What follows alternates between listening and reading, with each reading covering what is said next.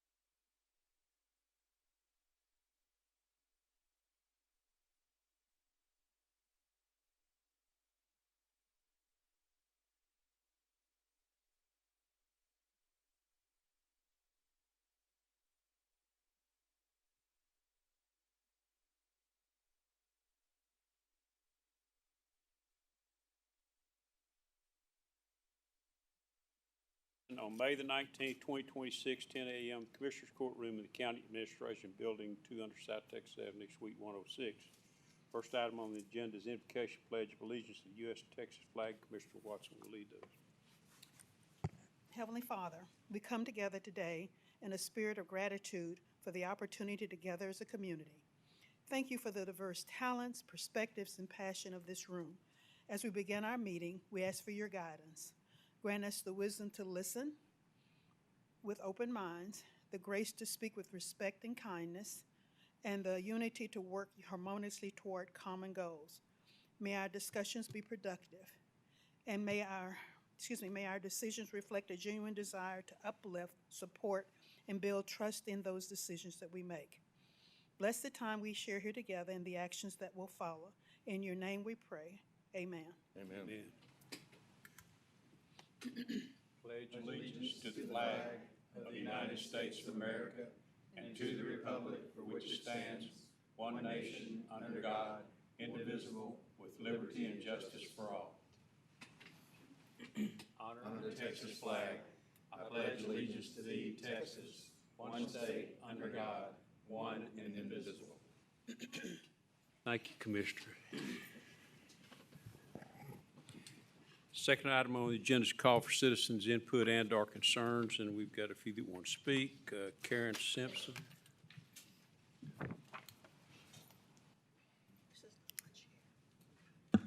Karen Simpson, Precinct 1. Is that too loud? I'm just going to stand up here and talk about the parking situation. It's not really serious, but it's really full out there at the public parking. It gets full quickly, and so I would like the court to consider allowing members of the public to park free during the monthly meetings in the parking garage, if that's possible, and possibly perhaps using validation system to validate our ticket. And if that doesn't work, then possibly opening the door on this side of the building just during this time period. So maybe we could park on the other side and come in on the door next to the women's bathroom. Just some suggestions. Okay? Good morning. Thank you. Thank you. Christine Shimmick.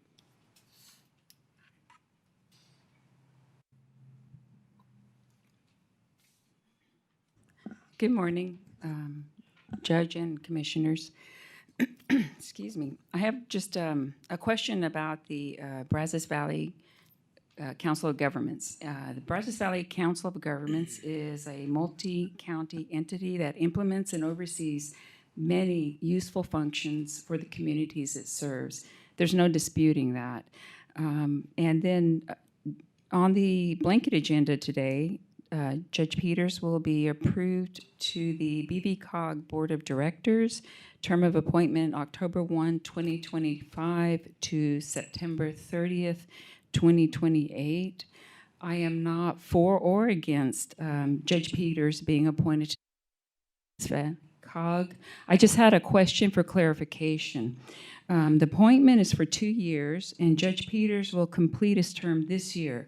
Does that mean that you, Judge Peters, will continue on the board after 2026, or does this transfer to the new county judge? I know there are a lot of county judge on this entity, and I'm just asking for clarification how it works. Thank you. Okay. I can try to talk to you afterwards. Be better than trying to have a dialogue here over that question. Okay. Thank you. Kathy Veens.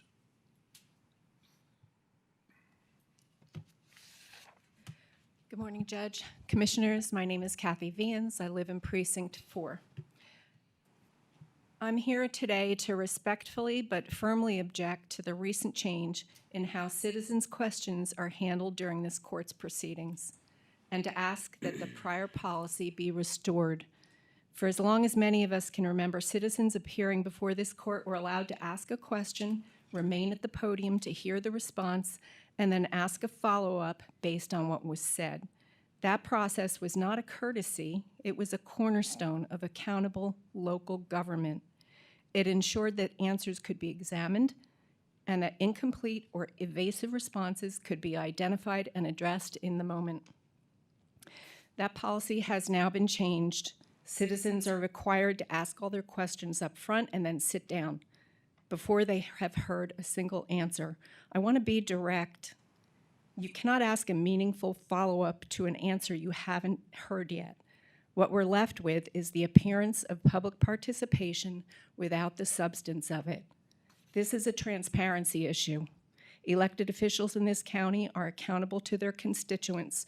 Removing follow-up questions removes the public's ability to challenge incomplete answers. A response that goes unchallenged is not necessarily a complete one, and the public deserves the ability to tell the difference. I also have some serious questions about the process by which this change was made. It was not voted on by the full court. It was decided unilaterally. No public notice was made in advance.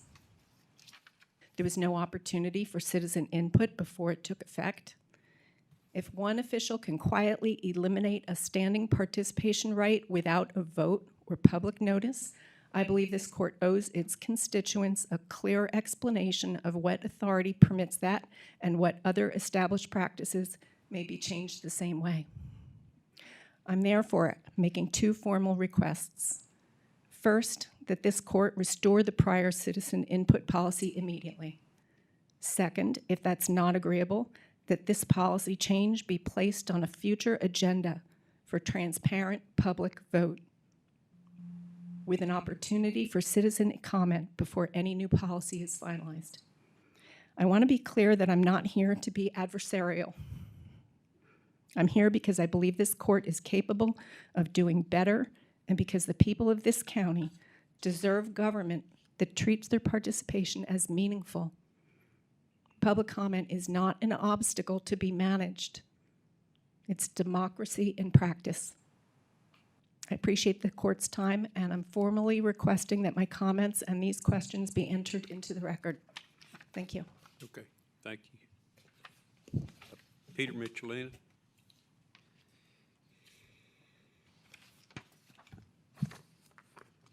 Hey, good morning, Judge, Commissioners. How are y'all doing today? So I'm coming to talk about Memorial Day. Memorial Day is on Monday. It's an extremely important holiday that's coming up. And I wanted to invite all of you, as well as anybody that's listening, anyone here, to the VFW. At 11 o'clock in the morning, we've been working hard with all the veteran organizations in Brazos County. We have renewed our partnership across the board. I've been working diligently to try to make this happen.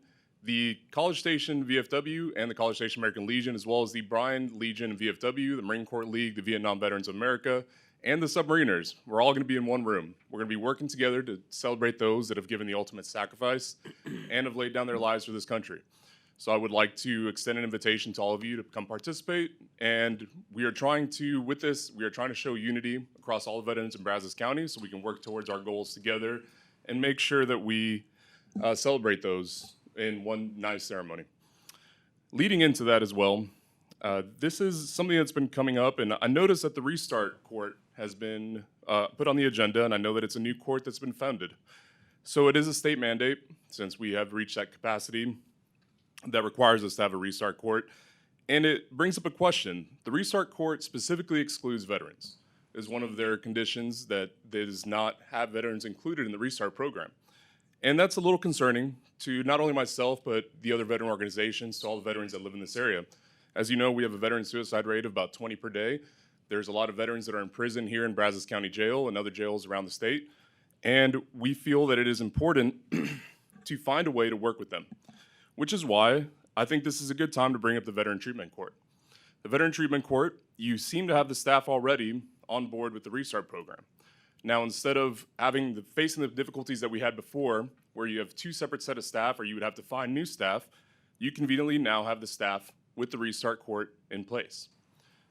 So you can utilize that same staff and start up a Veteran Treatment Court. The best part about this is that it would be free to the taxpayers. The reason for that is the Texas Veteran Commission affords millions of dollars in grants every year to all of the counties that have a Veteran Treatment Court. So this would be no added cost to the taxpayer. On top of that, it might even help subsidize some of the costs that you are facing right now with your restart report. So I'm asking for y'all to consider this. I'm asking for my commissioner to please put this on the agenda to at least have a discussion. Whether it's an agenda item or a workshop, I think that this is an opportune moment to discuss this and see what possibilities we have to help the veterans in Brazos County. Thank y'all. Okay, thank you. Okay, so that completes the citizen input. We'll move on to number 3 is presentation and discussion. Presentation by Glenn Brewer, President and CEO of Bryan College Station Chamber of Commerce regarding continued support. Glenn. Good morning, Judge and Commissioners. Thank you for having me here today. Pleased to come here representing the BCS Chamber of Commerce and our almost 1,700 businesses, and also pleased to tell you that we are not requesting any increase in funding from our previous year and our partnership with the county. Very, very happy to continue the work that we do as far as helping to expand our local business community, the jobs that they hire, the people that are impacted by that, the tax base that we help increase for the county, and of course the goods and services that we help provide for the citizens of Brazos County. So we want to thank you for that partnership. We want to continue to do that. I will warn you, I'll be back in June with our Chamber Day survey that we're still putting the numbers together. There's another successful co-partnership with the county. We'll bring those numbers back in June and let you know how those look. Also want to thank Commissioner Nettles. Just came back from our DC delegation. We represented the county very well. We had a great trip in Washington and were able to give the needs of the county and our businesses to our elected officials in DC. Also want to thank Commissioner Brown real quick. Another one of our partnerships, we did our job fair and municipal job fair, if you would. We had 10 to 12 booths there, the county and other municipal agencies, where our small businesses who want to do business with the county and with these other agencies, and some of them just don't, they're intimidated by the rules or the regulations, or they don't understand. And it was a great idea, Commissioner Brown. We had people, human beings there behind desks, where I think we had 94 businesses show up, and much more individuals show up that could actually talk to the people and help them and let them know what are the circumstances, or what are the red tape, or what are the rules and regulations for doing business with these municipal agencies. And we got great feedback on that. I would just say that we have had a great relationship working with the county. We're looking forward to continuing that relationship, and I'd be happy to answer any questions that you might have. Glenn, let me ask you one thing. Yes, sir. Because it seems like every time a new restaurant opens, another closes.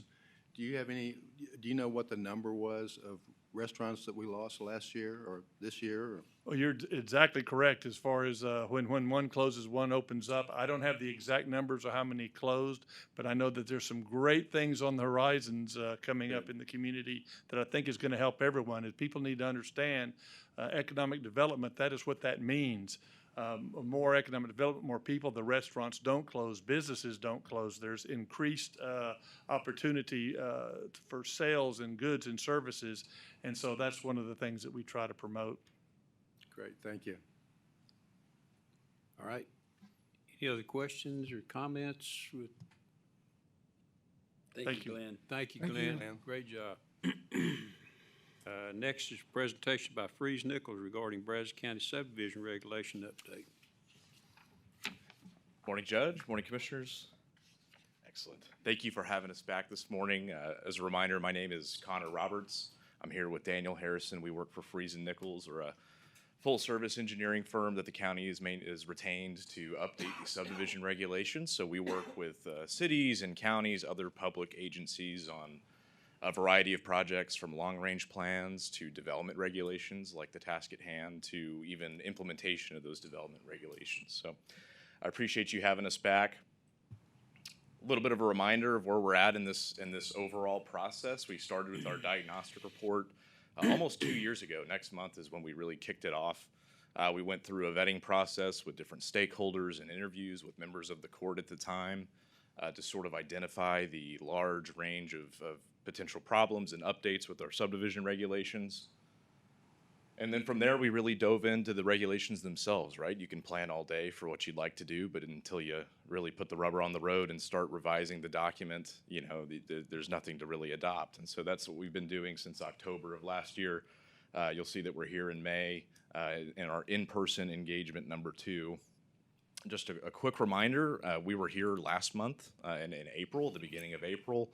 We presented sort of a status update. You might remember that meeting. There was discussion and desire for us to get back in front physically with our stakeholders. And so that's what we've been doing over the past couple days. We were here all day yesterday for several sessions with City of Bryan, took us up on it. We had the development community, engineers were there, where we were able to kind of discuss candidly the status of the draft, any red flags that they noticed in the initial reading of it. And so it was a really fruitful conversation. You'll also remember during that meeting, we discussed a comparison document. I believe it was Commissioner Brown who asked for a sort of a before and after, you know, what are the big ideas that are changing, the big reorganization. And so we've been working on that document as well, been coordinating with staff. So with that, I just have a placeholder slide. Obviously, I couldn't get slides in the presentation based off of discussions that were held yesterday.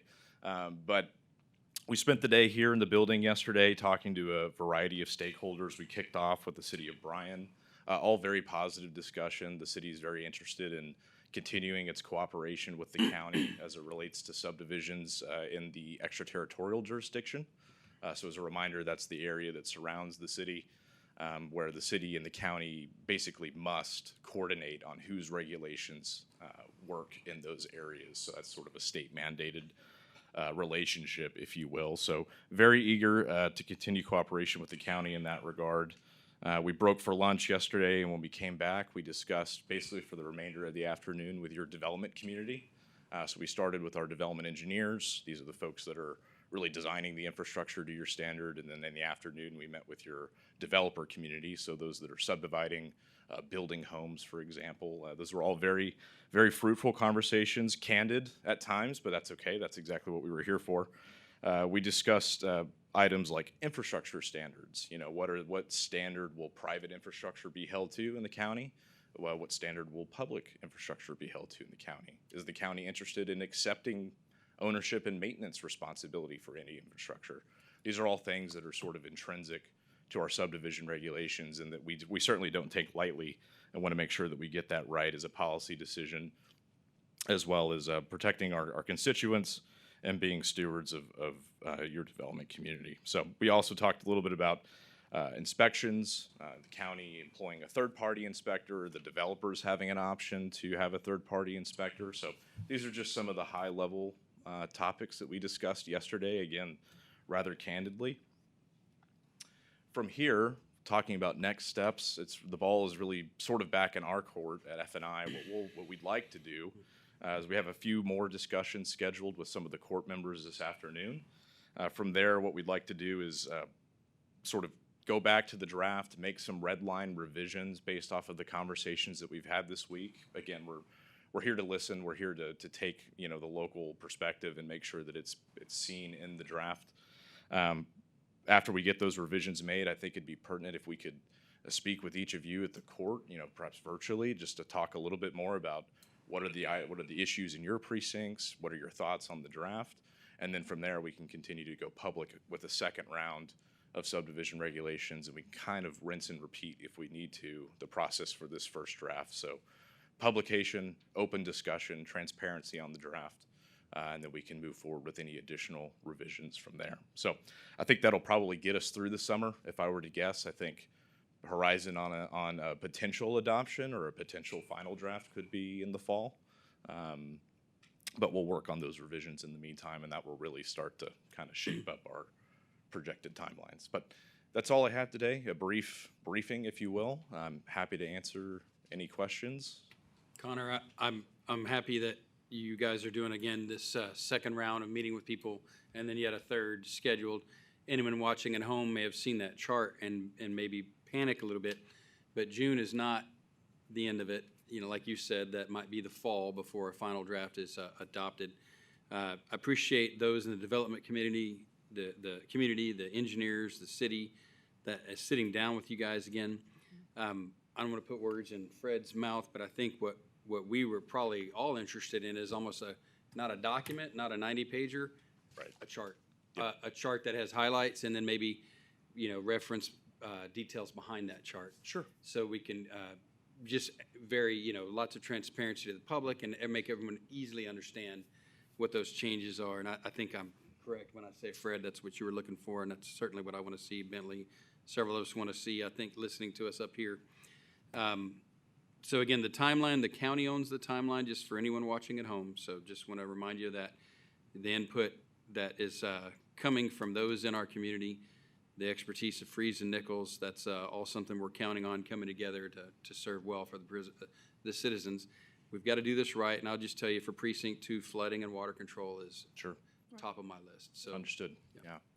And I'm delighted that you're also including the city of Bryan in this, because it's always good to know the right hand knows what the left hand is Right. doing. And so we have to be collaborative in what we're doing because of the growth that is happening, particularly in Bryan, going with, what's happening with, the Relish campus and all of the, as they talk about economic development, as these companies are coming in here and this community is growing, particularly with the city of Bryan, we need to have some kind of understanding of, we don't have to wait and say, well, let's find out what the city of Bryan is doing if we're trying to make a decision about a specific area that we're sort of bordering each other on that. Right. So I'm glad to hear that they were fully engaged and appreciative of you including them in that. Yes, very much so. They were very happy and cooperative, and are looking to be even more so in the future with the county. That's good to know. I understand that relationship is very important. So, Thank you so much for that. yes, Commissioner. So the only question I have, first of all, thank you guys are doing a great job, I think. But City College Station participate yesterday. No, sir, we did not have College Station there present. I'll I reach believe, out, see if we can't Okay. rectify that. sure. I believe we solicited. I know that was sort of a joint effort with staff. We're also, it doesn't have to be limited to today. We can certainly meet virtually, over the next couple of weeks. There's no problem there. Mhm. Yes, sir. I appreciate your first attempt on the side-by-side. Okay. Yeah, there but- we go. But you almost have to have a microscope to read it. Okay. So if y'all could make a readable one. Absolutely. That Maybe, really yeah, shows the maybe. difference between Sure. what it used to be and what it is now and what the difference is. You I got it. appreciate Yeah, that was sort of our first stab. We had a feeling there might be some comments on it, so we'll continue to revise Maybe that. landscape it, Thank just- you. Got it. yeah, You got it. So those of us who have to have readers. I understand. Yeah, absolutely. Thank you. Uh-huh. All right. All right. Thank you, Con. Thank you, Court. Appreciate you. Thank you. Next, we have a presentation by Eric Caldwell, Chief Information Officer, regarding information technologies research into citizens' concern on alleged Bayer County voting irregularities. Eric.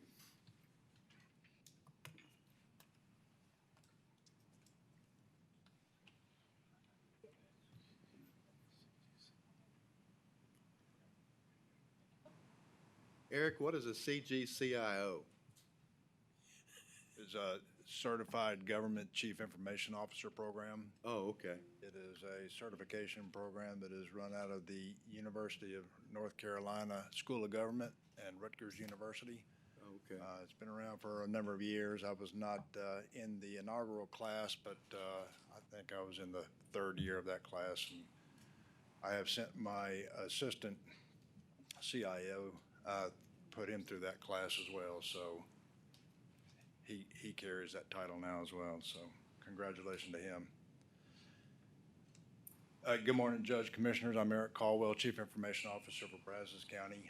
You will remember that 4 weeks ago, on April the 21st, we had concerned citizens come forward, and in the citizens input or concerns section, they spoke about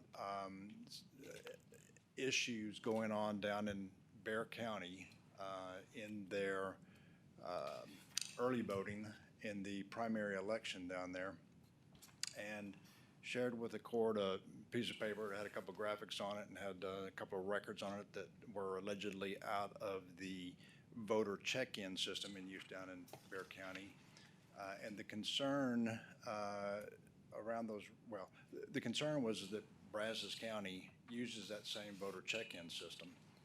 And so in that discussion or in that presentation, this court was asked to immediately stop utilizing that demonstrably compromised system. And so, taking those concerns seriously, I and some of my staff looked into this, and I came here this morning to let you know what we have done to research this and what our conclusions are. Again, the concerns that were raised surrounded predominantly the voter check-in records, two of which were provided to the court on that piece of paper, both of which apparently had been replicated 5 and 6 times, and the data in those duplicated records was obviously bad data, starting with street numbers for the, or house numbers for the street addresses that were incremented by 1 in each of the duplicated records, and then state IDs that had decimal places, which are obviously invalid state IDs because the state of Texas does not use decimal places. Getting closer will help? Yes, Okay. thank you, yes, thank you. Thank you. You're soft-spoken. I'm sitting here listening to myself just ringing, and I'm thinking, okay, well, what am I doing wrong? What is my staff over here doing wrong? He tried to help you. Thank you. All right, maybe turn the volume down because I feel like I'm shouting. No, you're not. We can hear you much better. Again, on the handout that was passed around in court that day, there was a graphic showing a dialogue window concerning the Apple iOS operating system software update. That graphic was not discussed in court that day, but it was included on that handout, so I decided I was going to try to address that as well. Also not included in either the discussion or the handout that day, emailed to me back on May the 8th was yet another concern about this voter check-in system communicating with servers out of China. And so I'm going to try to address that as well. Again, I and 4 on my team looked into this together, starting with contacting the Secretary of State. So we contacted the Secretary of State on April the 24th, and we spoke to a program manager out of their legal division. They informed us then that as of April the 24th, they had not yet received a copy of this data that was of such concern to our citizens here in Brazos County. So consequently, they could not speak to the legitimacy of those concerns regarding that data. You will note here in this slide, which I turned in yesterday, I think, that as of May the 14th, they were working on a public statement. However, that has changed. We learned yesterday that the Department of Justice is looking into this, and so consequently, the Secretary of State is not going to make any public statement concerning an ongoing investigation, if that's the correct terminology. I'm not certain about that. We also contacted, I'll tell you what, I should have backed up a little bit. Regarding the Secretary of State, we contacted them yesterday, late yesterday afternoon, and learned that, again, as of late yesterday afternoon, the Secretary of State's office still had not received a copy of this concerning data, which we find a little disconcerting, because if it was of grave concern, I would think that our concerned citizens would have shared that with the Secretary of State to have them start looking into it, and yet apparently they had not. We did turn around and contact the Attorney General's office on May the 4th and spoke to an investigator there. Again, they had told us that as of that point, they had not received this concerning data. They had apparently reached out to the Secretary of State's office to see what they had to say about it, and had not yet heard back from them. So they were, as of May the 4th, they were waiting for the Secretary of State to return their call. We reached out to Bexar County. We received, the information that we got from Bexar County was that on February the 18th, after the polls had closed And after the no ink voter check-in system had done its work for the day, that voter check-in list for that vote day, February 18th, was generated and was posted to their website as a .csv file, comma separated variables. Doesn't really matter except for the fact that it will come up again here in just another slide or two. That file contained more information than was required, apparently. Apparently, Bexar County spoke to the Secretary of State's office, who advised that they only post the bare minimum that is required by state law, and so Bexar County turned around and reposted that same data after having removed the unnecessary fields. They also informed us that they had not sent that data out to the Democrat or Republican Party chairs of Bexar County. So we then turned around and contacted the concerned citizen who brought this to your attention on April the 21st and asked to get a copy of that data. Well, what we received from them was an Excel spreadsheet, not the .csv file that Bexar County had generated and posted to their website. So again, we found it a little disconcerting that the allegations were made regarding data that was not part of the original post from Bexar County, but it was from data in this Excel spreadsheet. And so we asked for the chain of custody on this Excel spreadsheet file, and we learned that our concerned citizen here in Brazos County obtained that file from a citizen out of Williamson County, who in turn received it from a candidate in one of the Republican Party races down in Bexar County, who in turn received it from a Bexar County Republican precinct chair, who in turn received it from the Bexar County Republican Party Campaign Activities Committee chair. I'm gonna shorten that in future slides. So it's quite a long chain of custody, and I will say that, to my knowledge, that's where it stops. Or that is to say, we have no knowledge of where the Activities Committee chair got that file. We contacted No Ink, the makers of the e-poll book, or the poll book e-pulse system. We want to make sure that we are addressing concerns from all points of view. We spoke to them on May the 11th, and one of the first things that came out of that conversation concerned the supposed communications with servers out of China. No Ink informed us in that conversation that they use a security technique called geofencing, which means that they have configured their system to allow traffic from the US and Canada only, that all traffic to and from China is being blocked. In fact, all traffic from anywhere other than the US and Canada is being blocked. And I would add that geofencing is a technique that we use in our own IT department here in Brazos County. We use geofencing to restrict traffic to and from places like North Korea and China and some of Nigeria. So it's a well-known technique, right? We discussed this graphic that was passed around on April the 21st. No Ink tells us that this graphic came out of their training manual that is given to poll workers.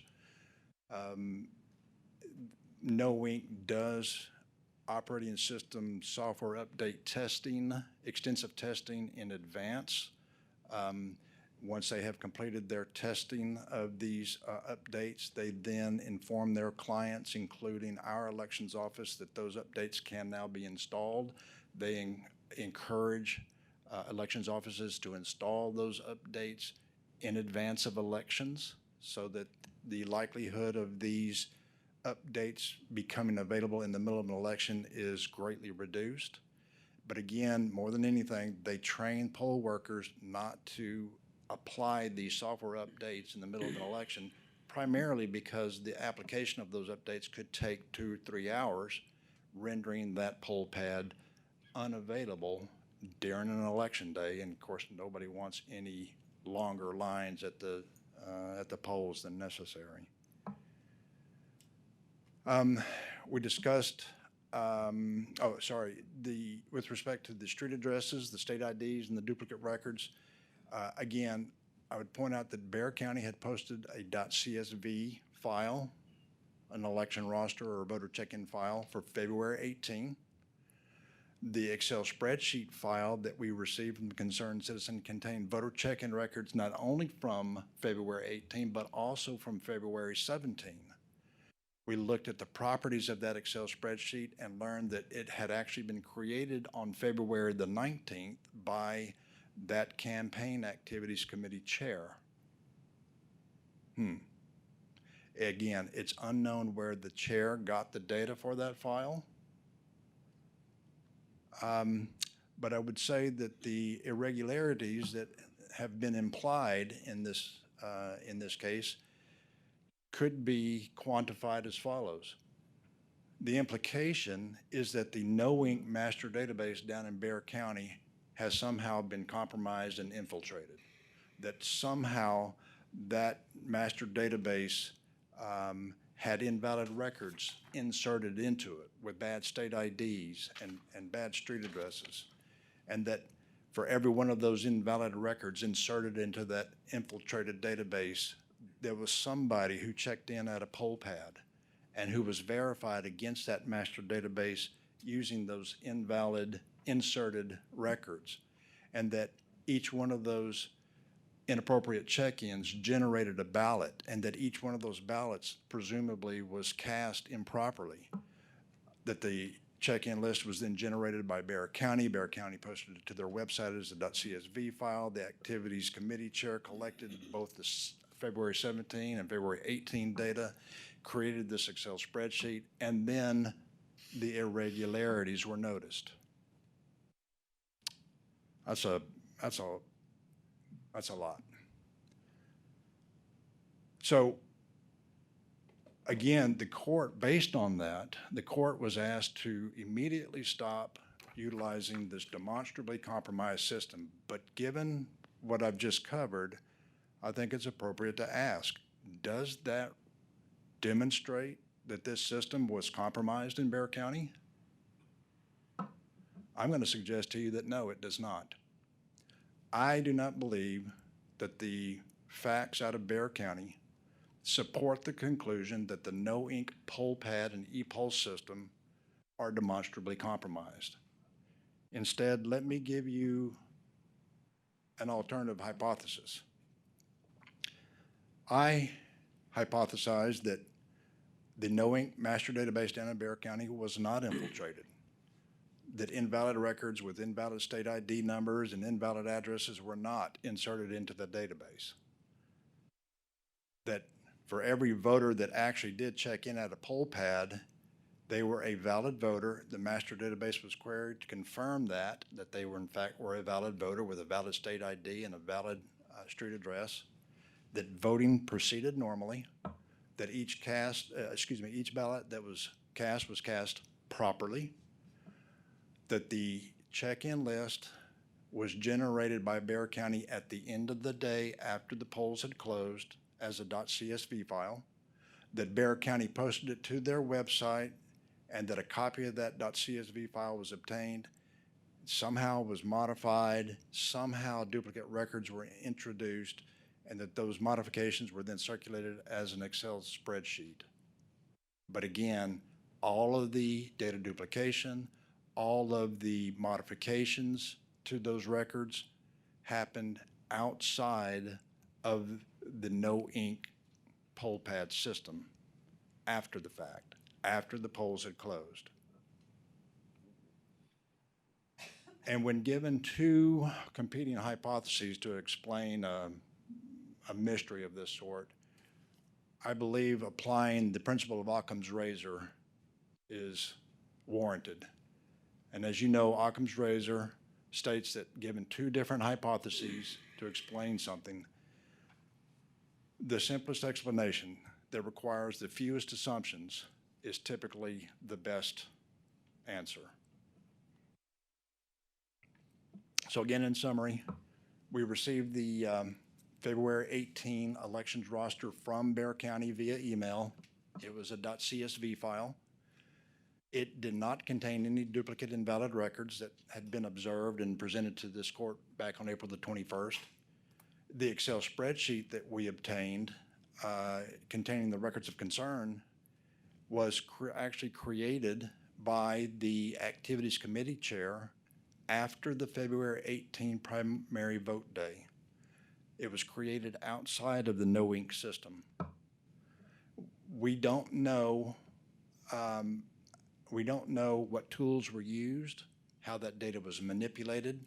We don't know if Microsoft Excel was the only application used, if somehow that data was at one point dropped into Google Sheets, if an open office application was used. We don't know if data was manipulated using Excel macros, or it was manually manipulated, or if it was manipulated somehow through a separate executable program. We just don't know. However, I think it is reasonable to start with the assumption that it was unintentional, but in any case, I believe it's also correct to say that it happened outside of the No Ink system. It did not occur in the No Ink poll pad or e-poll systems, in my opinion. I have heard this statement used regarding this very situation, and I think it's appropriate to just read it out loud here. We can't prove the steps. We can just say, here's what we know and here's what we see, and how could you get from here to here? Well, we don't know for sure how we got from here to here, but we do know what we can see. Voting occurred in Bear County. Afterward, a file with some concerning data was created outside of the No Ink system and circulated, and nothing I have seen supports the conclusion that the No Ink system is demonstrably compromised. Okay? Now, this is where I would normally stop. However, this is still unfolding, and yesterday it was brought to my attention that the New York Times has published an article stating that the FBI has been looking into this, and that the FBI agents have determined that the anomalies were most likely caused by a drag and drop error that occurred as county officials moved the data from the devices into an Excel spreadsheet. I don't know where that statement came from. I'm not sure if that was the New York Times article authors, if that came out of the FBI. I might debate a point about that, but the big takeaway is that FBI is looking into this, and they have concluded that it was unintentional. But again, for this court, remember that the request was that this court immediately stop utilizing this demonstrably compromised system. That is the No Ink poll pad and e-poll system. Y'all were requested to immediately stop utilizing No Ink. And I'm simply telling you today that from everything that I have seen, there is no reason to believe that that No Ink system has been compromised, and there is no reason, in my opinion, for y'all to discontinue using it. And so with that, I'll stop and ask if there's any questions. Thank you, Eric. I'm really glad to hear that the FBI Justice Department's looking into it. I mean, if our system was compromised, I think everybody on this court would be really concerned and wanting to do something about it. I've never felt like it was, but you know, when things pop up that make it look that way, you know, I'm glad that you've investigated, you and your team have investigated, and of course there's outside agencies that are looking at it maybe even harder. So Sure. Thank you for the report. I would offer one final thought, and that is I and my team cannot litigate what's going on down in Bear County. Right. I don't know how they run their operation. I would suggest that in the future, if there are still ongoing concerns about this, that those concerns be taken to the Secretary of State's office and/or the Elections Assistance Commission. Those two bodies that would have the authority to make wholesale changes. This system has already been certified by the Elections Assistance Commission. And so to suggest that it has been compromised is something that the Elections Assistance Commission should be made aware of. And I believe it would be their prerogative to pull any certifications that have already been earned by the no ink system. I don't believe that it's appropriate to bring it to this court other than to simply share the concerns that have been observed. So I'd just like to comment. Thank you, Eric.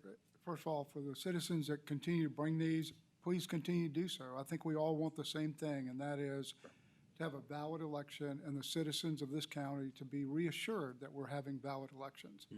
To that extent, I appreciate what your team has done to go through it and the time spent to make sure and running down these things. And also Trudy does a tremendous job for us. But, you know, I think we all want the same thing.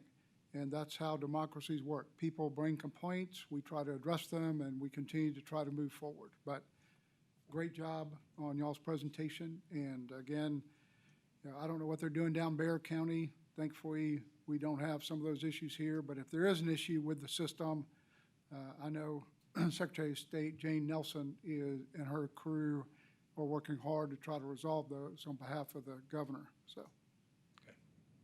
Well Thank you said. very much. Excellent presentation.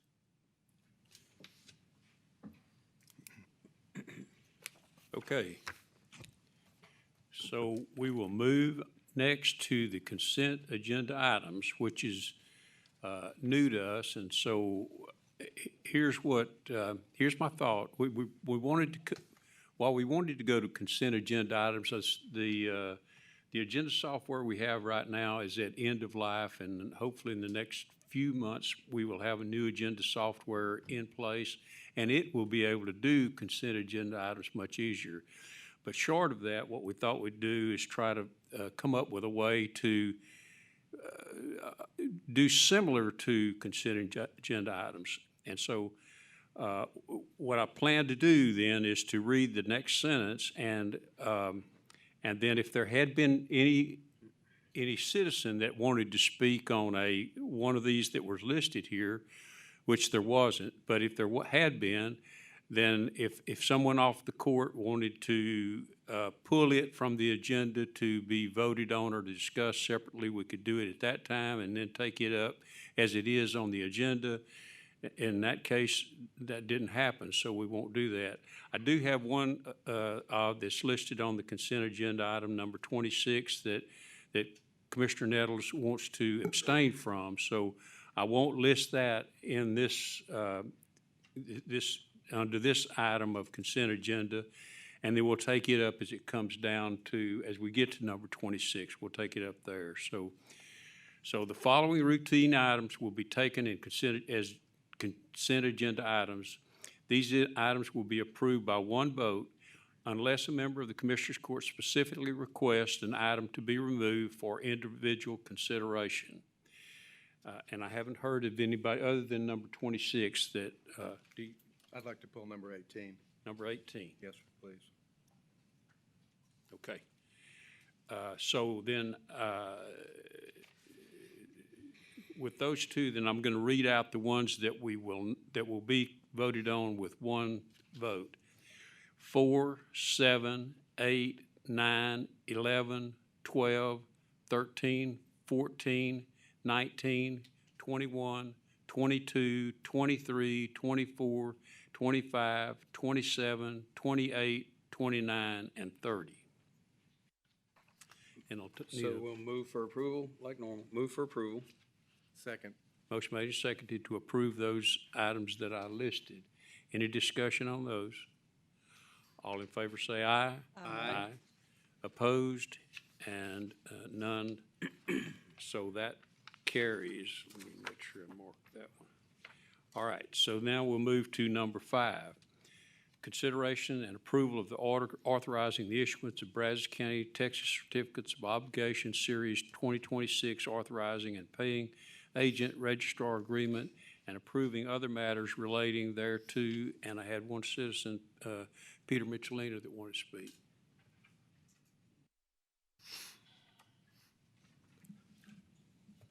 Good morning, Judge. My name is Peter Michelina with Precinct 4. Good morning, Commissioners.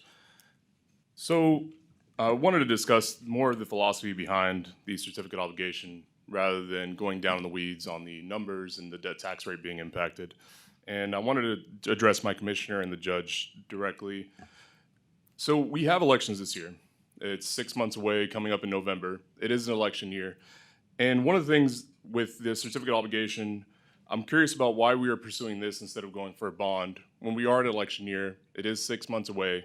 When we originally brought up this item, we had discussed the funds for our capital improvement projects were going to come from the money that we had on hand. And since we are able to pay for it, I'm curious as to why we decided to go for a certificate obligation that avoids the voters and their decision-making process in this, and instead of going to a bond. In February, when this was brought up, I also spoke on this item, and I believe that we took out a bond of $100 million recently. Actually, in the last 8 years, we have consistently taken out bonds and certificates of obligation, which has stabilized our debt tax rate and has pushed this debt off to, I would say, our children and to the rest of the taxpayers for a long period of time. So I'm not looking for answers from the employees on the debt tax rate. I'm asking why we have decided to continue with the certificate obligation rather than taking it to our voters. This is not an off year. Our voters are meeting. We had a high turnout here for the primary voting. We had a high turnout across the board the last couple of years. And I feel like the citizens that live in this area should be able to decide what their money is going towards. And one of the things I want to mention with this as well is that our county faces different needs. Our tax rate also impacts the city of Bryan, City of College Station, as well as BISD. One of the items that is coming up for consideration there, I think they're discussing a Vader coming up in November as well. There's other concerns that are facing our county, and if the citizens are concerned about how our money is being spent and where their tax dollars are going, then that option should be afforded to them. And so I will say the capital improvement projects are necessary. The maintenance and operation of our buildings are necessary. Would have to pull back the meeting minutes here and just see what specifically items the funding was going towards. However, this is more of a broad question on why we are not taking it to the voters in November. Thank you. Okay, thank you.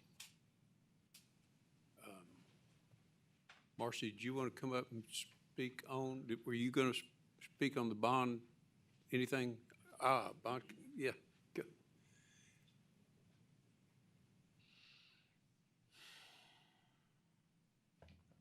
Well, good morning, Judge and Commissioners. My name is Blake Roberts. I'm with PFM Financial Advisors with the county's municipal advisor. We're talking about items 5, and a tandem item is 6, general obligation bond issuances. So I'm going to address both of those and give background information on what was a successful bond sale this morning with bids that we received about 9 o'clock this morning and lay out the results of those bids. So as it relates to the certificates of obligation, we advertised a notice of sale for bids for certificates of obligation in the amount of project funds of $38 million, a 20-year repayment term on those certificates of obligation. The county received 9 bids this morning, which is a tremendous investor participation on your bond deal, and a true interest cost of 4.05% on that 20-year loan. We received about 7 and 8 bids in 2023 for comparison on the 2 bonds that we sold back in 2023. So if approved today, that certificate of obligation would fund $38 million of projects consistent with the notice of intent published a couple of months ago. Bank of America was the winning bidder on these certificates of obligation. You had other bids from big banks interested in your bonds, so Wells Fargo, Baird, Jefferies, Mesirow, Fidelity, TD, Huntington, and Hilltop Securities. So a really good result on the $38 million certificate of obligation from an investor and bid standpoint. Again, net true interest cost was a 4.05% if accepted and awarded today. A few other things. We were really proud of the sort of tight range of the bids that you received. So what we're looking at isn't just the final true interest cost, but also were the top and bottom bid very close. And in this case, they were. The lowest bid was only 10 basis points or 0.01% off of the top bid. So that suggests a really competitive bid this morning and a really good result with the bidders that participated today. There has been market volatility. If you've seen the news, you've seen a global conflict in the Middle East, oil price volatility that has driven interest rates higher over the last 2 months. Very pleased to see, though, that we're inside of that 4.25% rate that we have been modeling leading up to this bond sale. And just for comparison, in 2023, the 10-year index rate in the municipal world was at 2.3%. We're up at a 3.04% index today, so about 54 basis points. However, your true interest cost on your bonds, the index is up 74 basis points. Your true interest cost today is up only 54 basis points from 23. So you outperformed where you were 3 years ago in a volatile market today. So, and over the last few months. So very pleased with the result. That is the overview of the certificates of obligation. I don't want to front run that item, and I'll stop for any questions before we move to the general obligation bond. That would be the number 6 on the agenda today. The county rating was just renewed or updated? Yeah. Tell the public about that. Thank you for that comment. Yeah, so your county rating was affirmed by S&P Global Ratings at AA+. That is the second highest bond rating possible.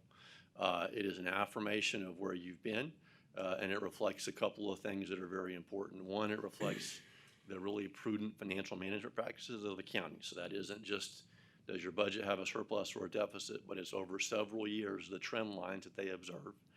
It's the financial policies. It's the fund balance policy that you as a commissioner's court body approved a couple of years ago.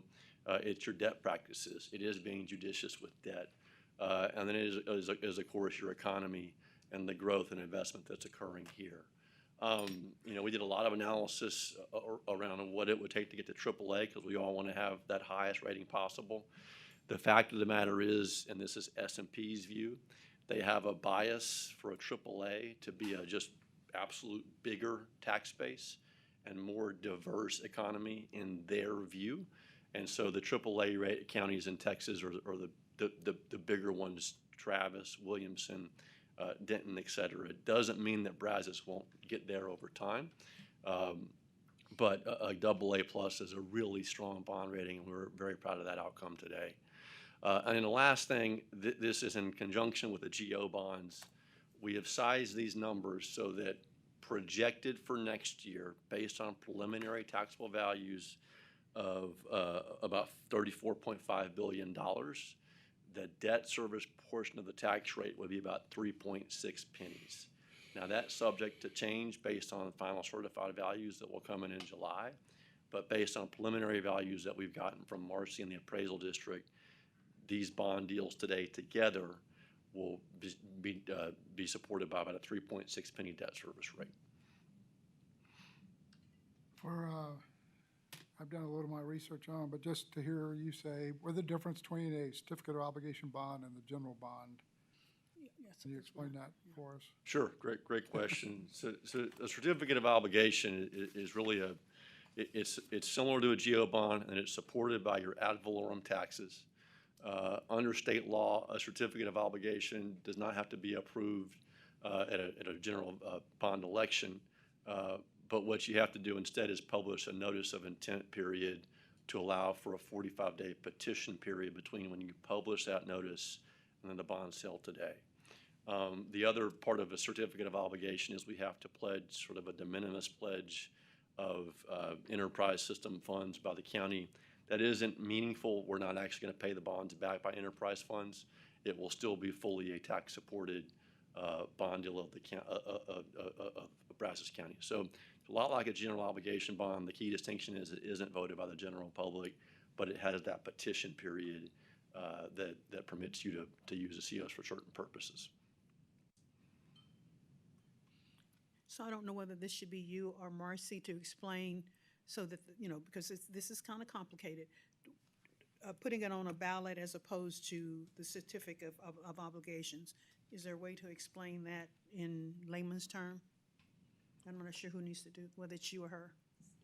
Yeah, I mean, I'd say that certificates of obligation have a narrower scope of allowable purpose under state law, but it really is a public policy decision.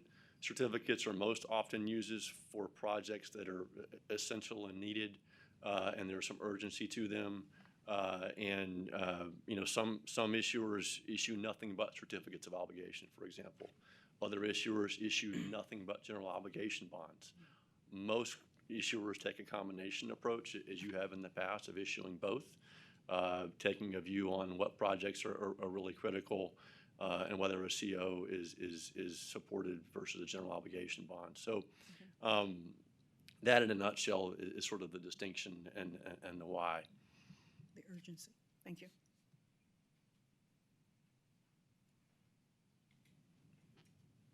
Judge, as we've discussed before, I'm going to vote against this, and I'm going to vote against it for one reason. I was under the assumption that we were trying to pay cash for everything that we did.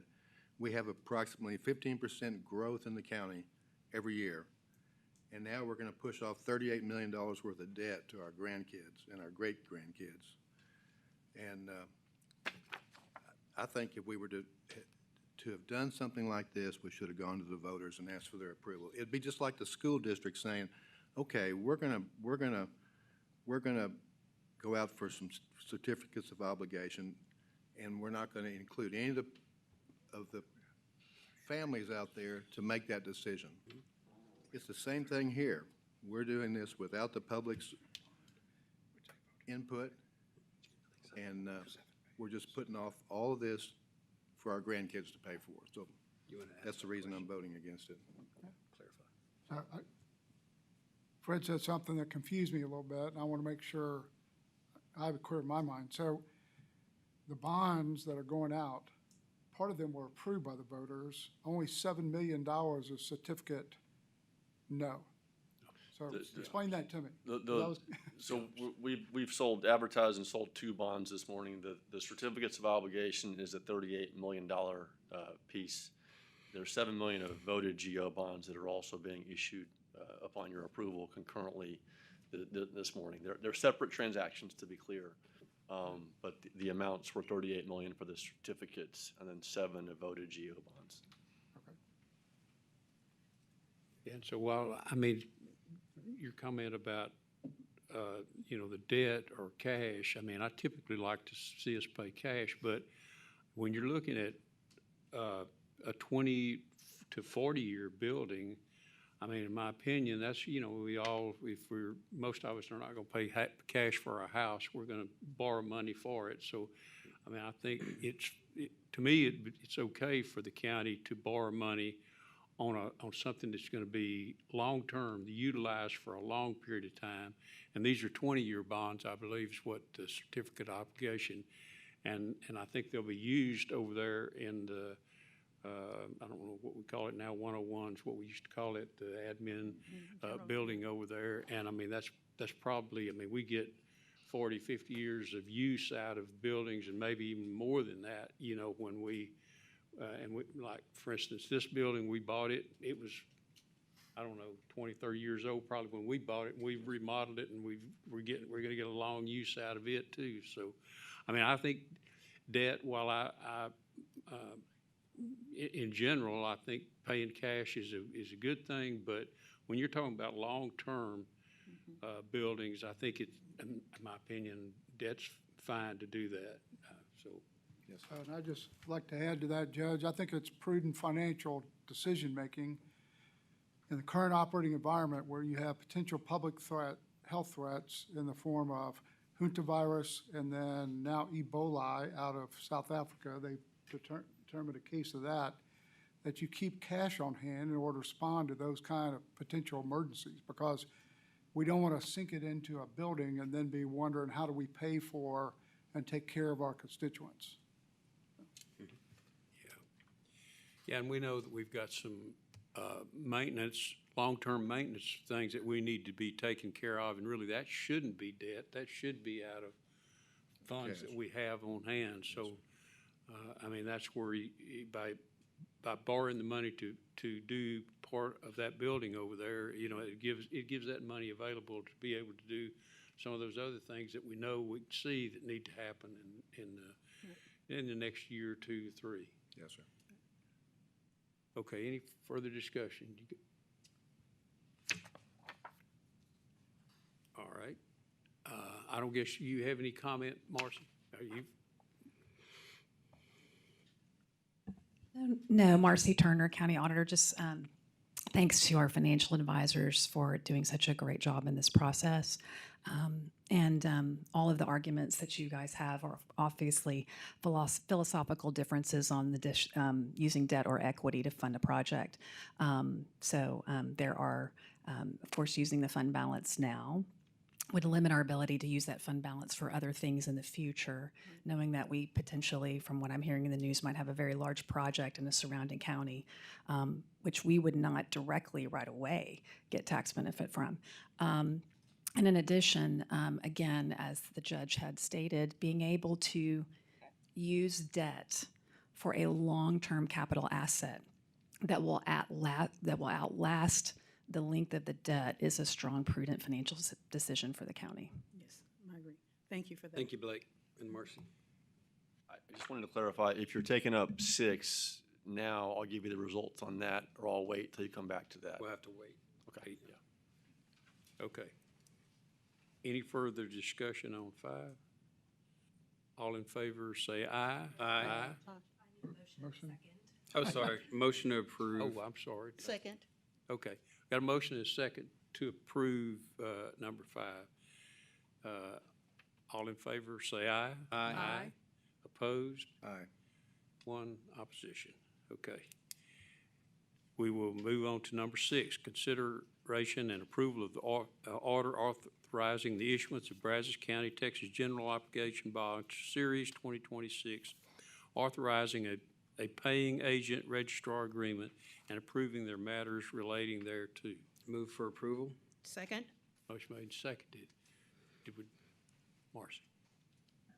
Hi, I just wanted to clarify and make sure that everybody is fully aware of the process. The voters went out and approved $100 million in bonds. Not all of those bonds have been issued. We had one issuance in 2023 for $30 million. This is our second issuance of $7 million. And actually, the difference between $37 and $100 million is still authorized by the voters, but it has not been issued.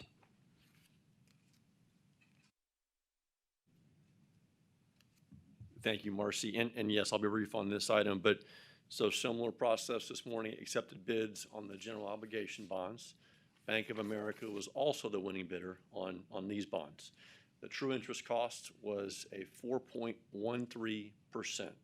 That is approximately 8 basis points higher than the 4.05% for the certificates of obligation we just mentioned. The reason, because of the smaller size of the loan. So banks, when they buy these bonds, want to have what's called block size. I mean, they like a bigger loan to be able to resell to investors. And so that's the spread on what is just a size standpoint. 4 bids on this deal, given the smaller size compared to the COs. Bank of America, Wells Fargo, Baird, and Fidelity. And again, the spread on this one was even lower. Winning bid to lowest bid was about 7 basis points. So again, very tight range. We love to see that, but a very good result today on the general obligation bonds as well. So happy with that result and happy to answer questions on this piece. Okay. Thank you, Blake. No discussion. All in favor, say aye. Aye. Opposed? Aye.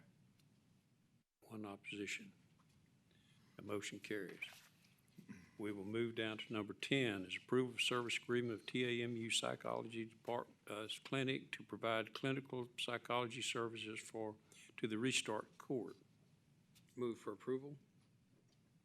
Second. Motion made, seconded. Discussion. So this is through December 31st of 26. in reading the background material, it was saying that, forgive me for paraphrasing and not bringing it up, but basically equipment, machines, computer systems, that sort of thing purchased are retained by Texas A&M Psychology Clinic. So that my only concern was it's a short coverage, but if my concern was that assets and things might be purchased for short coverage of our court needs. Chuck, your mic is a little far back. Oh, sorry, I don't get hit that very often. David, Judge, could you speak to that? Just a little concern. It's a short coverage for the court needs, but it says in the agreement that the items purchased, equipment, would be retained by A&M. I'm assuming they don't really need to buy anything. They're already doing the work. They'll be giving those services to us, but it gave me pause. That's correct. Something to keep in mind, the grant that we've been given is a one-year grant.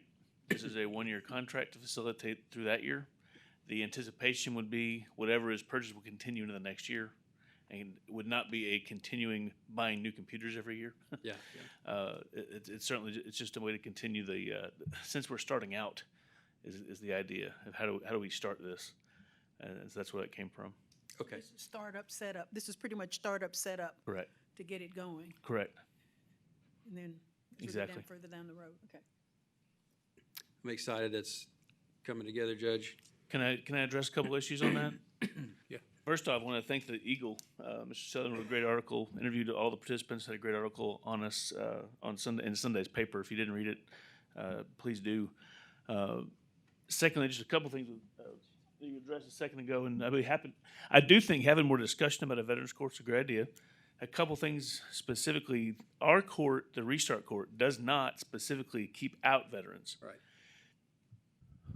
Back when we wrote the grant initially, we actually tried to squeeze in to include veterans specifically, and the Office of the Governor said, you got to take that out because we are a mental health court specifically. In the statutes, there are drug courts, mental health courts, veterans courts. There's a couple other specialty courts that are included. And the reason the Office of the Governor kicked it out was because there is another court, they wouldn't give us money under the Veterans Court umbrella. Now, that being said, it does not keep us from treating veterans. In fact, right now we have 2 accepted participants that are in the court now. I think we have 17 applications that we are under consideration in various stages. At least 2 of those are veterans that we are considering admitting. They just haven't reached the stage yet where we've made a decision yet. They have not been, I don't think Stephanie, we haven't kicked out any veterans, have we? No, we've not rejected any veterans. Right. So we do have the ability if, regardless of their veteran status, they meet the mental health status that allows us to treat them. Frankly, one of the benefits of them being a veteran is that it gives us as a court more resources to help them because we can address them back through the VA or other veteran service that they have access to, that we can plug them back into resources if they're not already using those. Another issue just with, I do think talking about a veterans court, I don't think we should ever stop talking about it. It's something to always consider in the back of our mind. One thing about resources to consider, because we're under grant status, we cannot use our grant funding or grant assets toward any other resource without specific permission of the grant provider, the Office of the Governor. Secondly, at some point, when we reach that capacity of using current resources to create new courts, and we may talk about this during budget cycle, as at some point, our resources are tapped out, and we have to find a new resource. Whether that means hiring 3 new probation officers, or that means hiring other counselors for staff purposes, hiring new prosecutors, hiring new defense attorneys, hire new judges. Because at some point, the resources only go so far. And we stress, we could not be happier with the staff that we have. But at some point, especially with what we're dealing with, at the hands-on meeting every other week, we're asking a lot of those providers. And so we need to just be careful of when you stretch the resources too much, you start losing people because the back can't handle the stress. Sometimes when we know things, we assume everyone else knows it. You and I spend a lot of time in your office talking about the Veterans Treatment Court. And something I want the public to know that you share with me is, yeah, there's not an official Veterans Treatment Court per se in Brazos County, both by the identified number of people that would have qualified for that court and the resources, like you said, stretched. But something you shared with me that I'd love the public to know is that our judicial system does right now consider veteran status. It does try to go out of the box thinking and helping these men and women when they become involved with the judicial system. Could you expand on that? Sure. I know Earl Gray in the county attorney's office has a specific veterans plan that he works with when they, if a veteran is identified and he wants to use his little tract that he has created himself, not under the judicial system, but through his office in misdemeanor cases. And I know just from my time as a DA as well as a judge, I know the district attorney's office takes veteran status in consideration in everything as a whole, and what the offer is, if they're willing to agree to something different, what kind of, if they put them on probation, what kind of services can they provide? You know, when someone has any kind of mental illness or already is in some sort of treatment, it is perfectly normal for the court or the prosecutor to agree to continue services under this umbrella as a condition of probation. And so it's a way to have a thumb. If you stop going to the VA, we can revoke your probation. Right. So there are certainly ways that can be used, using the judicial system without using the resources necessarily in that way. And I would like to add, we are very fortunate in this community to have a large veteran population. We are also very fortunate not to have a criminal veteran organization. We have our veterans aren't as a whole criminals. It's a small number, which, if you remember, Mr. Nettles, whenever you commissioned that before you took your seat, commissioned that commission, that was one of the issues, was the numbers of veterans that would fit the losing my word would fit into a veterans court. We didn't have the numbers at that time, and I don't know that we do now or not. I don't think anyone has revisited that specifically, but that's one of the issues too: is how many resources to put towards a small number of participants. Which is, again, it's a good problem to have when you don't. But again, if those numbers are wrong, or if we need to address something new, I think everyone certainly doesn't want to push veterans aside just because they're veterans either. We certainly want to treat them and give them the due respect that they've earned. Done and continue to do to support our veterans.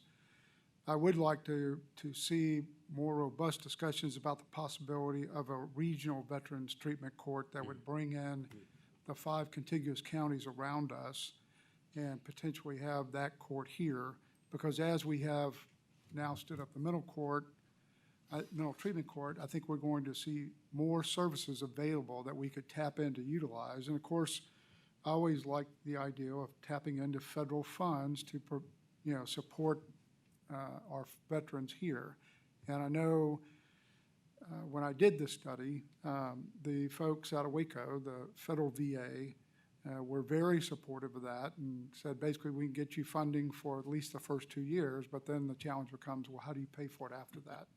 But if we spread that over the 5 counties, I think that's a better approach. But again, you've got to have the numbers, and I've not done anything further, unfortunately, but I'm hoping that we will continue to look at that and see, maybe rely upon our veteran service organizations to help gather those numbers from the surrounding counties and start those discussions with the judges and commissioners from those counties to see if they would be interested. Because saying it here is all fine and good, but unless somebody else wants to come to the table, then we're just spinning our wheels. And that could be somewhat of a hybrid, like you and I discussed, where if the federal money came and the court was funded, and after 2 years that money went away, perhaps then it goes to a docket added to a judge's to-do list here.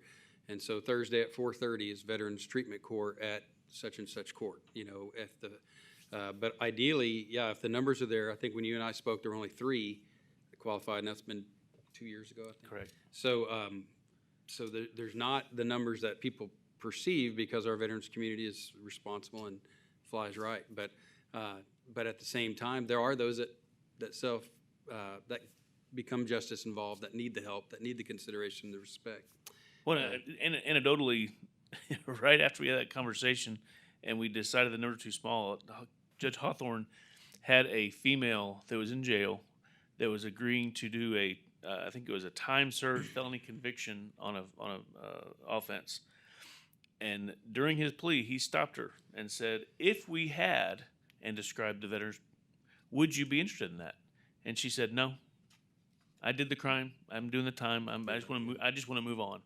And you know, even if people are qualified and fit our parameters, if they don't want to do the program, we're in that position too. And we don't know. Of course, we don't know that until you have the program to offer either. So Sure. It's kind of chicken and the egg.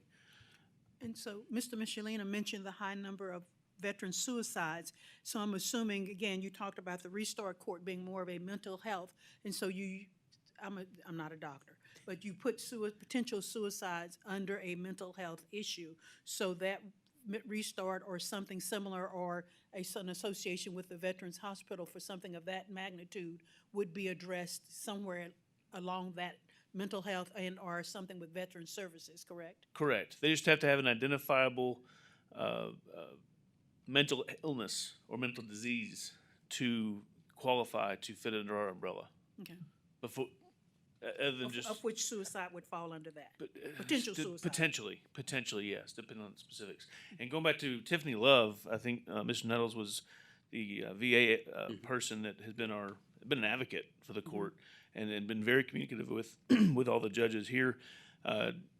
She was in town 10 days ago and had lunch with Dana Zachary, and Stephanie, I believe, was there. Not lunch, but had a lunch meeting. I was in a murder trial and couldn't attend. But the whole purpose of that was to talk about the VA resources and how Tiffany Love, can help plug those resources into the court system to help us address veterans' needs. And so I'd be happy to talk to you more about that too. But Tiffany was here literally 10 days ago, last Friday before last, and had that discussion with Judge Zachary and Ms. Eunice. Well, I'm going to call you out too, Judge. You and your fellow black robe wearing friends, y'all are always looking for a way to look out for those people that do need maybe the extra consideration to help. I don't know if the public knows that. It's never the Commissioner's Court adversarial with the judicial professionals in Brazos County. If we weren't here, I think y'all would already be doing that without us, looking for a way to look at those who might need mental health consideration, veteran services veterans, and that sort of thing. And so I want the public to know that's something y'all are doing. Y'all would be doing that without us, I think. So. I agree, and I'd be remiss not to say it's not just us. It's also the DA's office, the county attorney's office, probation. I mean, the probation department. Angela Sullivan and what she does is even without the Restart Court. Before we started, she was doing an amazing job, and she's a huge asset for us. Agreed. Good. Anything else? Thank you, Thank Judge. you so much. Thank y'all. Thank you, Judge. We got a motion and a second, I believe, on that. All in favor say aye. Aye. Opposed? None motion carries. We will move down to number 15, award of RSQ CIP 26-085, Independent Auditor Services for Brazos County.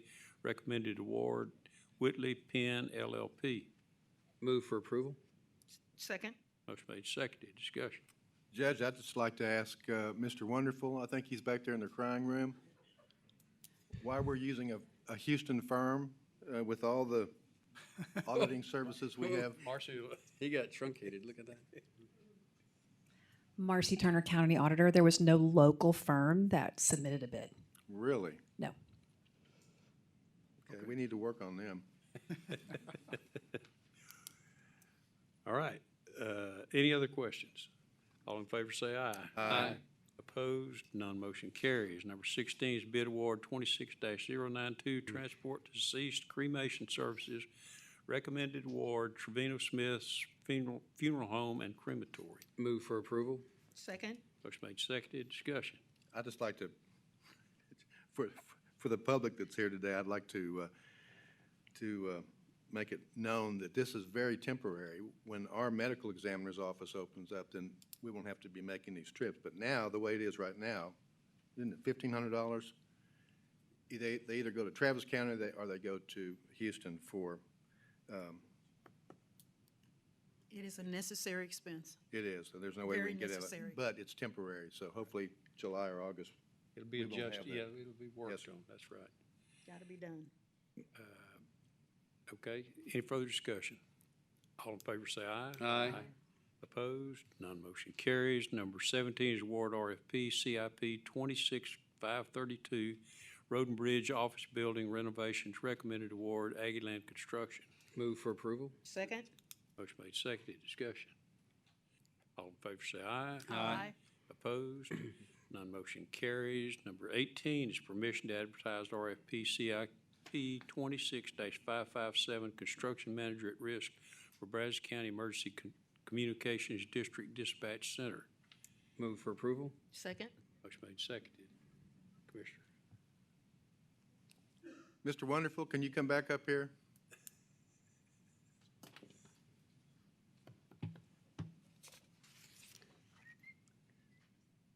I'm trying to get in my mind what the difference is between a construction manager at risk and a construction company. You and I had this discussion yesterday, and I still haven't. My question is, have we hired a construction company to build, to go into the old Lester's building and remodel it? Not yet, no, sir. We haven't. So why are we hiring a construction manager at risk? So essentially, the difference is there are multiple delivery methods available. One we have frequently used in the past is the design, bid, build. So the design team, architects and engineers, design what we need based on meetings with end users and project management. They design it on paper, plans and specifications. We take those to, we post them, and the general contractors take those plans and specs. They provide a price and time to build that, and then the build part of it is the county awards a contract and they build it. The construction manager at risk is a little bit different delivery method, whereby for projects that are a little bit more complex, or they call for a little bit more expedited delivery method, then the design team, the architects and engineers, work in tandem with a construction company to provide for the delivery of the design documents, and before they are fully finished designing that, the construction company provides the county with a guaranteed maximum price for that. So they can begin working on, and in some aspects, they begin working on some phases before they finish even the whole building is fully designed. And so the construction company takes on a little bit of risk in that manner, because they are helping work through the actual constructability of those projects, what'll fit, what won't, so forth and so on. So in essence, this is the construction manager at risk. The construction company takes on a little bit more risk for building whatever project. They're able to start a little bit sooner. So is the construction manager at risk just another layer of cost to the county over and above the contract with the construction company? The construction manager at risk is the contractor. It is the contractor? It is. Okay. That is the company that just like the 101 North, the county awarded that contract to Spalglass. And they are the construction manager at risk. They're the ones that actually have the superintendent, the project manager, the engineers, and stuff like that are out there working with the architect to design it, and they're starting to work on coming out of the ground with it now. Do you know Spalglass is the 46th largest construction company in the United States with over $600 million worth of equity? Glad That's that just for what it's worth, Department. That's very awesome information. Thank you for that definition, though. It's to know that the contractor's working with the design team. Yes, sir. In a complicated thing, I mean, a communication system for 911. Yes. I mean, I'm sure that's up there on the complicated. So I think that's a great approach, and I'm for this. Yeah. It's not necessarily for every project, Right. But I believe that collaborative effort on something more complex, more technical like this, I think does merit that potential little bit of premium that you pay for an expedited delivery method. Okay, good. Thank Well, you, and not Charles. having to go back and adjust and redefine things when you have only design and not construction, looking at something this complex. Yes, sir. So I think it's a wise investment. Thank you, Charles. My pleasure. All right, so we got a motion and a second. All in favor, say aye. Aye. Opposed? None motion carries. We'll move down to number 20, approval of CIP 26. 19? No, sorry, that was a 26560 commissioning services Kent Street with Tom Green and Company Engineers in the amount of $151,100. move for approval. Second? Motion made, seconded. Discussion. Charles, can you come back up here? I've really got a question about this. I don't understand. I don't understand why we are hiring a commissioning service for this project before we even hire the general contractor. Certainly. So, Go ahead. And an Austin company on top of that, but go ahead. understand. The commissioning company provides professional services up front. And in our case, we hire them for two different scopes of work. They help with the HVAC selection of the type of equipment that we want to go in that building, the parameters and all that we want to scope to accomplish the feats that are needed. In this particular one, it's going to be an IT-heavy facility. Yeah. And so they help with, I'm gonna say MEP type of stuff, but primarily mechanical, additional cooling and all required for the IT-heavy servers and switches and stuff like that. And so there may be specific components that they need to keep in mind for that. Okay, let me ask you a hypothetical question, okay? Let's take Spar Glass as an example across the street.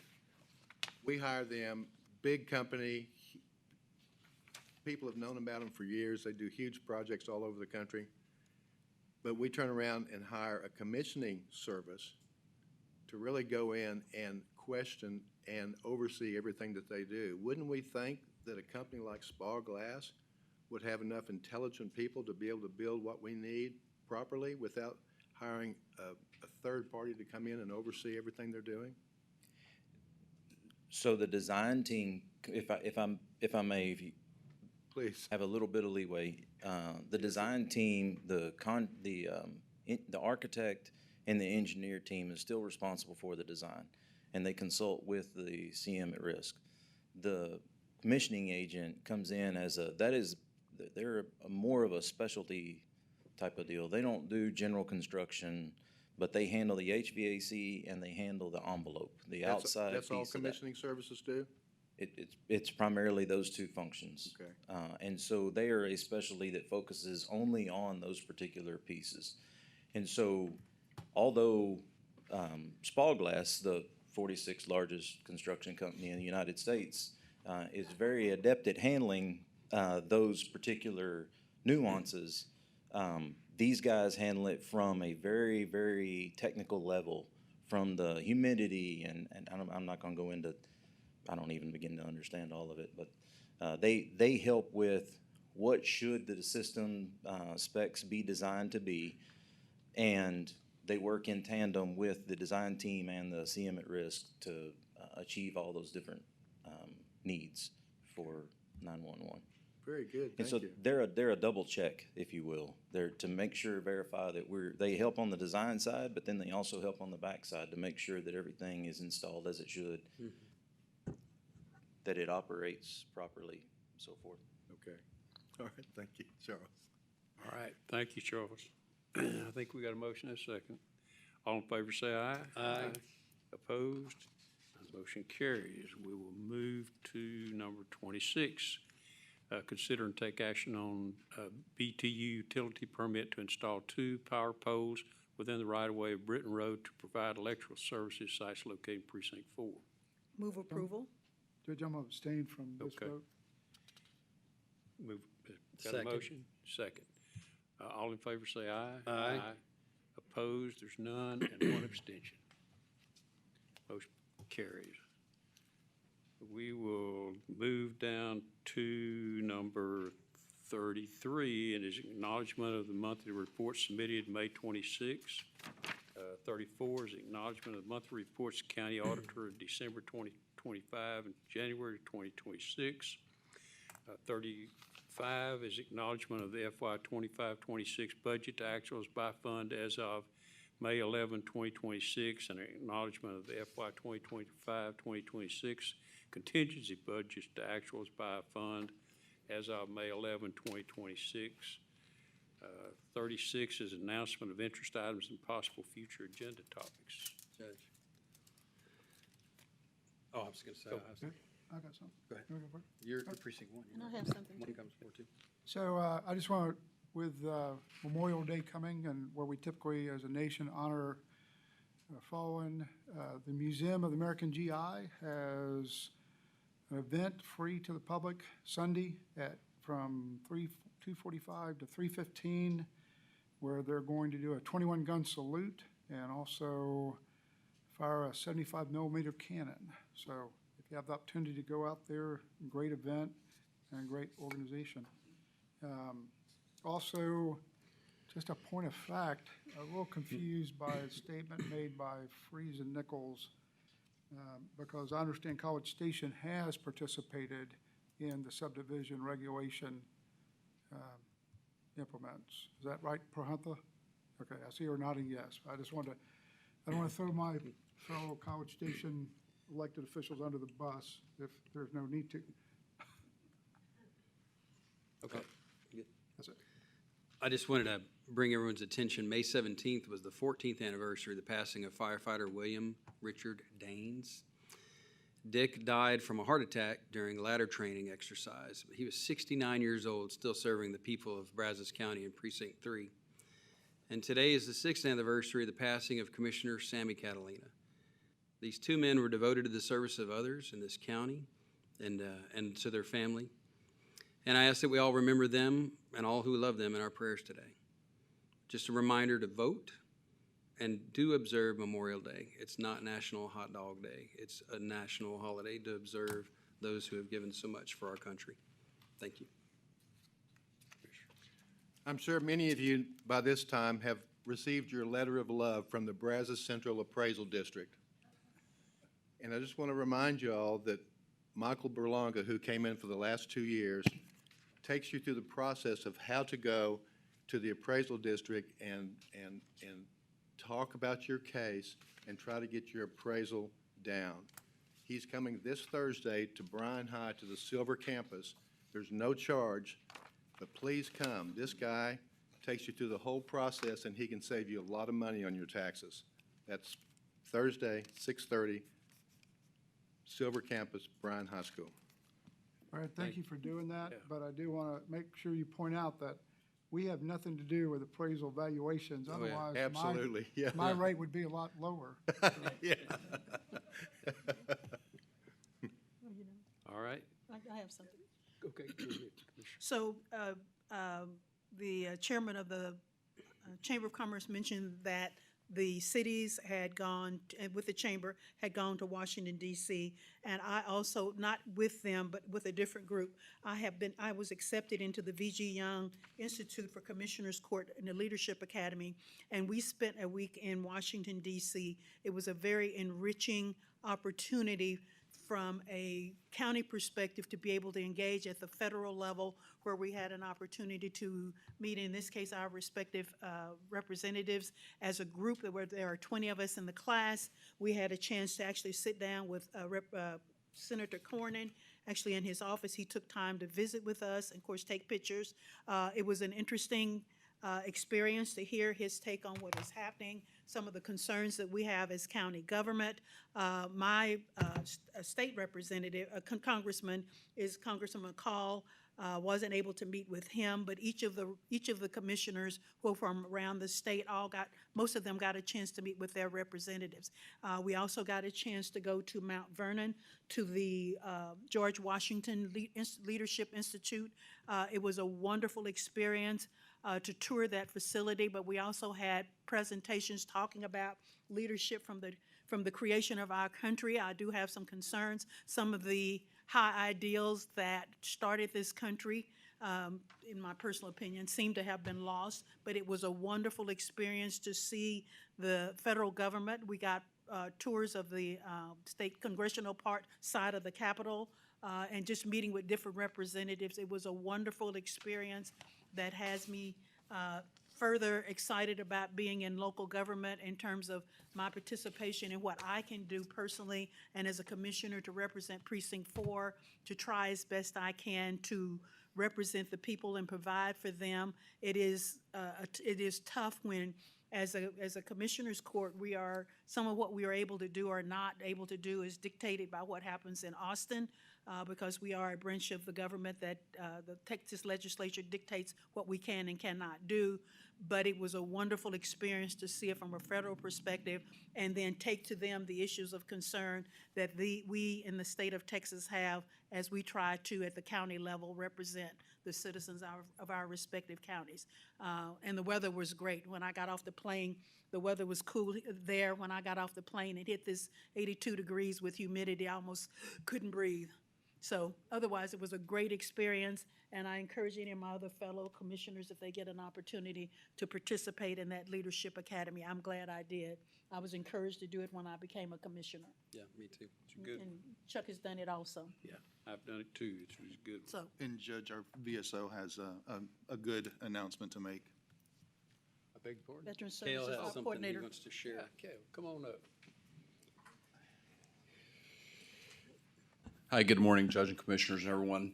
I would just like to take this opportunity to introduce our new County Assistant VSO, Ms. Diana Mills. Some of you may have known her around town. She's involved in a number of different veterans organizations, has some experience working with the VA previously, and I just wanted to take this opportunity to introduce her to everyone formally.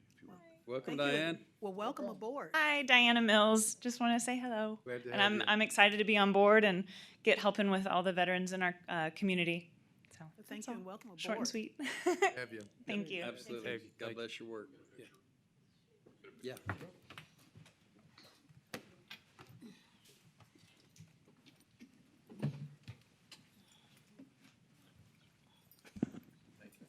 Thank you, Cal. Wouldn't be hard right now.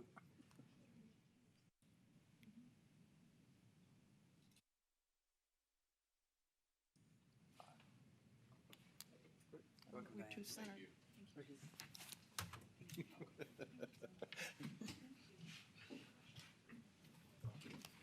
Glad to have you. Welcome aboard. I look forward to visiting with you. Okay, we're going to move back up to number 31 and convene executive session pursuant to the following. First is the Government Code 551.0725 to deliberate business financial issues related to a contract being negotiated. And Counselor, is that the one we need to vote on? Yes, Judge, and I have determined, or given the court a determination letter that it would be against the county's interest to take this up in open session. I'd ask the court to take a vote. It'd be unanimous in order to take this up in executive session. So moved. Second. Motion made and seconded. Discussion. All in favor, raise your right hand. It's unanimous. That gets that one. And then B is Texas Government Code 551.072 to deliberate the purchase, exchange, lease, or value of real property. With A, we're going to need Commissioners Court, Aubrey, Ed, Katie, Charles, Prothna, and Doug Marino. I think I saw Doug back there. And then when we get to B, it'll be Aubrey, Ed, Katie, Nina. And the time is 11:46. I love all the different variations.